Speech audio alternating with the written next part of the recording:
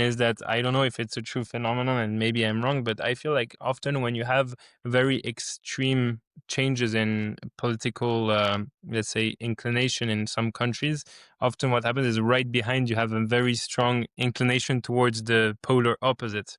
Yes.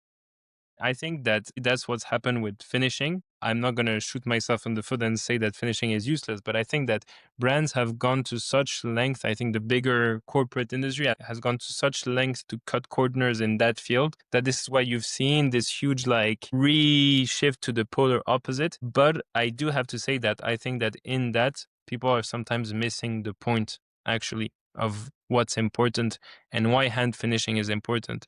It's not important just to say how much time the watch has been made, hours has been put as a watchmaker and sometimes as a decorator into finishing the movement. I think one of the points that we're missing is actually the engineering and the functionality of a watch. What makes a great watchmaker is not only the ability to finish it by hand, but to put in the same time to make the watch reliable, to make the watch strong, to make the watch sturdy, to make a movement that works well.